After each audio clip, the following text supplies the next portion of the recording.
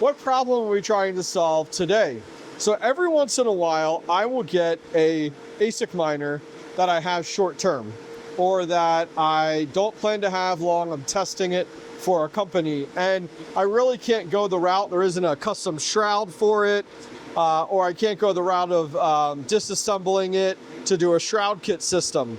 And if I run it in here, the challenge is that it's too loud, because those high RPM fans just start screaming. The power supply screams, especially in the spring and summer. And we're in a residential setting here. That's why every ASIC has these AC Infinity 800 CFM fans.